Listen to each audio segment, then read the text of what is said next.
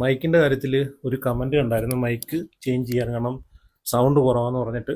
കാരണം ഇപ്പം പ്രൊഫഷണലായിട്ട് വീഡിയോ എടുക്കാത്തതുകൊണ്ട് ആണ് ഞാനൊരു മൈക്ക് മേടിക്കാത്തത്. പ്രൊഫഷണലായിട്ട് വീഡിയോ എടുത്ത് വരുമ്പോഴത്തേക്ക് ഒരു മൈക്ക്, നല്ലൊരു മൈക്ക് മേടിക്കാം. താമസിയാതെ ഒരു മൈക്ക് മേടിക്കാം. ഓക്കെ, തൽക്കാലം ഇതിനൊക്കെ ഇത് മതിയിടും. നമ്മളിപ്പം ഇപ്പം മൈക്ക് നല്ലൊരു മൈക്ക് ഉണ്ടായിട്ടോ അല്ലെങ്കിൽ നല്ലൊരു ക്യാമറ ഉണ്ടായിട്ടൊന്നും കാര്യമില്ല. അപ്പം ഞാൻ യൂട്യൂബിൽ മിക്കുള്ള വീഡിയോസും കാണുന്നുണ്ട്.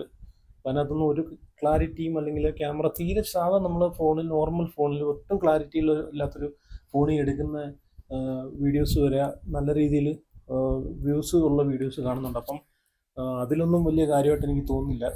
നമ്മൾ കൊടുക്കുന്ന കണ്ടൻറ്റ് അത് അതിനെ ബേസ് ചെയ്തിരിക്കും ആൾക്കാരെ അക്സെപ്റ്റ് ചെയ്യും, അത് കാണുന്നതും അക്സെപ്റ്റ് ചെയ്യുന്നത്. ഓക്കെ, എന്തായാലും ഞാൻ മൈക്ക് ചേഞ്ച് ചെയ്യാം, കുഴപ്പമില്ല. കാരണം പുള്ളി പറഞ്ഞത്, കാരണം അങ്ങനെയൊക്കെ പോരായ്മകൾ പറയുമ്പോഴത്തേക്കാണ് നമ്മൾ കാര്യങ്ങൾ അറിയുന്നത്. ഓക്കെ, എന്തായാലും ഞാൻ മൈക്ക് മേടിക്കാം. കാരണം ഇത് കുറഞ്ഞൊരു മൈക്കാണ്, അതുകൊണ്ടാണ് കുറച്ച് സൗണ്ട് ക്ലിയർ കുറവ്. അപ്പം എന്തായാലും ഇന്നത്തെ വീഡിയോയിലോട്ട് പോവാം. വേറൊന്നുമില്ല, യാസറുമായിട്ട് ബന്ധപ്പെട്ട വീഡിയോ തന്നെയാണ്. Friends, welcome back to my YouTube channel. അപ്പം കഴിഞ്ഞ യാസറുമായിട്ടുള്ള ടോപ്പിക്ക് കഴിഞ്ഞ ഒരു വീഡിയോയിൽ ഞാൻ സ്റ്റോപ്പ് ചെയ്യണമെന്ന് വിചാരിച്ചതാണ്. അപ്പം കഴിഞ്ഞ വീഡിയോ കൊണ്ട് നിർത്താമെന്ന് വിചാരിച്ചതാണ്, ഇനി ചെയ്യുന്നില്ല എന്ന് കരുതിയാണ്. പക്ഷേ ഒരു വീഡിയോ കൂടെ ചെയ്ത് നിർത്താമെന്ന് വിചാരിച്ചു. അതാണ് അതിൻ്റെ ശരിയെന്നും എനിക്ക് തോന്നി. വേറൊന്നുമില്ല, കഴിഞ്ഞൊരു വീഡിയോയിൽ യാസർ ചെയ്ത ഒരു വീഡിയോയിൽ എന്നെ നല്ല രീതിയിൽ പ്രൊവോക്ക് ചെയ്യുകയും അതുപോലെ ചൊറിഞ്ഞ് കുറേ സംസാരിക്കുകയും ചെയ്തുകൊണ്ട്, വേണ്ടാത്ത കുറേ വേർഡ്സ് വിളിച്ച് സംസാരിക്കുകയും ചെയ്തുകൊണ്ട് എനിക്ക് നല്ല രീതിയിൽ ദേഷ്യം വന്നു. അതുകൊണ്ട് മാത്രം അതിനെതിരെ ചെയ്തൊരു വീഡിയോയിൽ ഞാൻ വേണ്ടാത്തതായിട്ടൊരു കാര്യം പറഞ്ഞു. അതിന് ക്ഷമ ചോദിക്കാനാണ് ഈ വീഡിയോ ഞാൻ ചെയ്യുന്നതും. ഈ വീഡിയോ കൊണ്ട് അത് പറഞ്ഞു കഴിഞ്ഞിട്ട് നിർത്താമെന്ന് ഞാൻ കരുതുന്നത്. കാരണം അതാണ് അതിൻ്റെ ശരി. അപ്പം ആ ഒരു യാസർ ചൊറിഞ്ഞിട്ടൊരു വീഡിയോക്കെതിരെയാണ് ഞാൻ ഒരു വീഡിയോ ചെയ്തത്. ആ വീഡിയോയിൽ ഞാൻ ഒരു വാക്ക് പറയുന്നുണ്ട്, സുന്നത്തിൻ്റെ കാര്യം പറയുന്നുണ്ട്. അത് ഞാൻ അറിഞ്ഞുകൊണ്ട് അറിയാതെ പറഞ്ഞാന്ന് പറഞ്ഞ് ഞാൻ ന്യായീകരിക്കുന്നില്ല. അത് ഞാൻ അറിഞ്ഞുകൊണ്ട് തന്നെ പറഞ്ഞ കാര്യമാണ്. തെറ്റാന്ന് അറിഞ്ഞിട്ടും ഞാൻ പറഞ്ഞൊരു കാര്യമാണ്. കാരണം അത്രയും ചൊറിഞ്ഞ് എന്നെ പ്രൊവോക്ക് ചെയ്തുകൊണ്ട് മാത്രമാണ് ഞാൻ അങ്ങനൊരു വേർഡ്സ്, അങ്ങനൊരു കാര്യം അവിടെ ചോദിച്ചത്, സുന്നത്തിൻ്റെ കാര്യം. അപ്പം വീഡിയോ കണ്ടവർക്കത് അത് മനസ്സിലായി കാണും. അതൊക്കെ പറഞ്ഞു കഴിഞ്ഞതിന് ശേഷം ഞാൻ പറയുന്നുണ്ട്, അത് തെറ്റായിട്ടുള്ളൊരു കാര്യമാണ്. നല്ല കാര്യമാണെന്ന് എനിക്ക് നല്ല കാര്യമായിട്ടും ഞാൻ പറയുന്നില്ല, അത് തെറ്റായിട്ടുള്ളൊരു കാര്യമാണ്. ആ വീഡിയോയിൽ തന്നെ ഞാൻ പറയുന്നുണ്ട്. അപ്പോൾ പബ്ലിക്കിൽ യാസറിനോടും, യാസറിന് അത് ഫീൽ ചെയ്തിട്ടുണ്ടെങ്കിൽ പബ്ലിക്കിലും യാസറിനോടും ഞാൻ യാസറിന് അത് വിഷമം ഉണ്ടാക്കിയിട്ടുണ്ടെങ്കിൽ ഞാൻ അതിന് ക്ഷമ ചോദിക്കുകയാണ്. റിയലി സോറി യാസറെ, എൻ്റെ ഭാഗത്തുനിന്ന് അങ്ങനൊരു ഒരു ചോദ്യം വന്നതും അത് നിനക്ക് വിഷമം ഉണ്ടെങ്കിലും ഞാനത് ക്ഷമ ചോദിക്കുകയാണ്. ഓക്കെ, ഇനി വേറൊരു കാര്യം എന്ന് വെച്ച് കഴിഞ്ഞാൽ, അങ്ങനെ വിഷമം ഉണ്ടായിട്ടുണ്ടെങ്കിൽ അത് നീ തുറന്ന് പറയുക, അല്ലെങ്കിൽ ഞാൻ പറഞ്ഞത് തെറ്റായിപ്പോയി എന്ന് നീ അടുത്ത വീഡിയോയിൽ നീ പറയണമായിരുന്നു. നേരെ മറിച്ച് നീ എന്താ ചെയ്തത്, വീണ്ടും എന്നെ പ്രൊവോക്ക് ചെയ്യുന്ന രീതിയിൽ ഞാൻ അങ്ങനെ പറഞ്ഞെന്ന് പറഞ്ഞിട്ട് വീണ്ടും മോശമായിട്ടുള്ള കുറേ വേർഡ്സുകളൊക്കെ നീ വിളിച്ച് സംസാരിക്കുകയെല്ലാം ചെയ്തു. അപ്പോൾ എനിക്കത് തിരിച്ചു പറയാൻ അറിയാഞ്ഞിട്ടുമല്ല. കാരണം ആ ഒരു നിലവാരത്തിലേക്ക് ഞാൻ പോകത്തില്ല, അല്ലെങ്കിൽ പോകുന്നത്, കാരണം കണ്ടുകൊണ്ടിരിക്കുന്ന ആൾക്കാർക്കും അത് എത്രത്തോളം അത് നല്ലതായിട്ട് തോന്നുമെന്നും കാരണം എന്നൊരു ബോധം എനിക്കുള്ളതുകൊണ്ടാണ് ആ ഒരു നിലവാരത്തിലോട്ട് ഞാൻ പോവാത്തത്. മനസ്സിലായോ? ഇപ്പം ഇപ്പം എൻ്റെ ആയിക്കോട്ടെ നിൻ്റെ ആയിക്കോട്ടെ വീഡിയോ കാണുന്നതിൽ പല മൈൻഡുള്ള ആൾക്കാർ കാണും. അപ്പം എല്ലാവർക്കും അത് ഇഷ്ടപ്പെടണമെന്നില്ല. നമ്മൾ പറയുന്ന വാക്കുകളും വേർഡ്സുകളും അത് എല്ലാവർക്കും ഇഷ്ടപ്പെടണമെന്നില്ല. അത് പല ഏജിലുള്ള ആൾക്കാർ കാണും, പല പ്രായത്തിലുള്ള ആൾക്കാർ കാണും, പല ടൈപ്പിലുള്ള ആൾക്കാരാണ്. അപ്പോൾ എല്ലാവർക്കും അതങ്ങോട്ട് ഡൈജസ്റ്റ് ചെയ്യണമെന്നില്ല. അപ്പം അത്രയും നിലവാരം താഴ്ന്ന രീതിയിലേക്ക് പോകാൻ ഞാൻ ആഗ്രഹിക്കുന്നില്ല. അതുകൊണ്ട് മാത്രമാണ് ഞാൻ അത്രയും മോശമായിട്ടുള്ള വേർഡ്സും കാര്യങ്ങളൊക്കെ ഉപയോഗിച്ചിട്ട് ഇപ്പോഴും നീ ഉപയോഗിക്കുന്നുണ്ടെന്ന് അറിയാം, എന്നിട്ടും ഞാൻ അതിനെതിരെ പ്രതികരിക്കാത്തത്.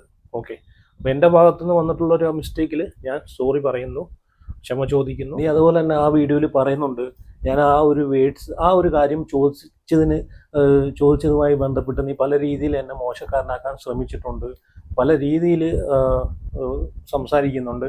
അപ്പം ഞാനൊരു കാര്യം ചോദിച്ചിട്ട്, നീയും അരുണുമായിട്ടുള്ള ഡിബേറ്റിൽ നീ എന്തൊക്കെ വേർഡ്സ്, എന്തൊക്കെ കാര്യങ്ങൾ നീ പറഞ്ഞിട്ടുണ്ട്, എന്തൊക്കെ കാര്യങ്ങൾ നീ സംസാരിച്ചിട്ടുണ്ട്, എന്തൊക്കെ രീതിയിൽ നീ ക്യാപ്ഷൻ കൊടുത്തിട്ടുണ്ട്, എന്തൊക്കെ രീതിയിൽ നീ തംബ്നെയിൽ ഇട്ടിട്ടുണ്ട്. അതേ കാര്യമാണ് ഞാൻ ആ പറഞ്ഞതിനും വെച്ചിട്ട് നീ ലാസ്റ്റ് വീഡിയോയിൽ തംബ്നെയിൽ കൊടുത്തത്. അപ്പം അതൊക്കെ ഒരു നല്ല കാര്യമായിട്ട് എനിക്ക് തോന്നുന്നില്ല.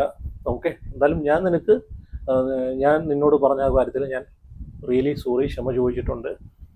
പിന്നെ ഫിറ്റ്നസിനെ പറ്റിയിട്ടും ബോഡി ബിൽഡിങ്ങിനെ പറ്റിയിട്ടുള്ള കാര്യത്തിൽ അങ്ങോട്ടും ഇങ്ങോട്ടും ഈ വീഡിയോ ഇട്ടിട്ട് റിയാക്ഷൻ ചെയ്യാൻ താല്പര്യമില്ല. പിന്നെ നീ പറയുന്നുണ്ടല്ലോ ഞാൻ എന്താണ് അറിയണമെന്ന്, ഞാൻ ഓൾറെഡി പറഞ്ഞിട്ടുണ്ട്. ലൈവിൽ വന്നിട്ട് ഡിബേറ്റ് ചെയ്യുക.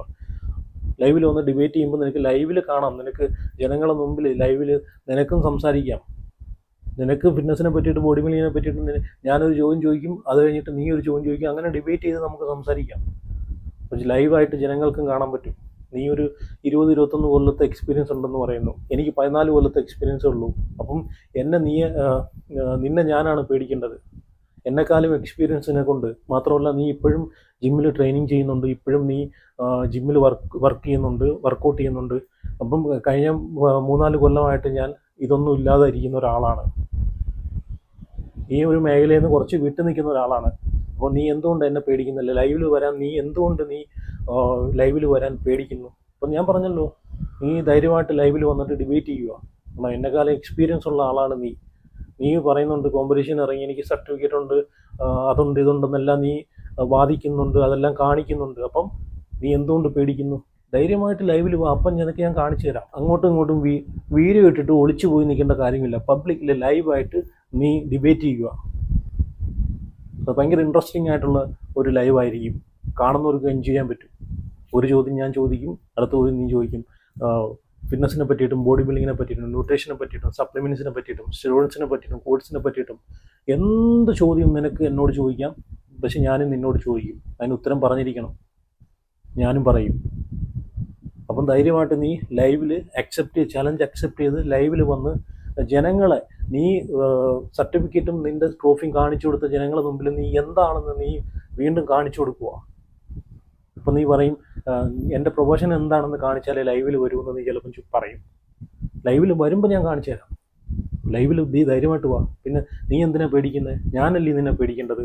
കാരണം നിനക്കാണ് 20-21 വർഷത്തെ എക്സ്പീരിയൻസ് ഉള്ളത്. നീ അത് പറഞ്ഞിട്ടുണ്ട്, എനിക്ക് 14 കൊല്ലത്തെ എക്സ്പീരിയൻസേ ഉള്ളൂ.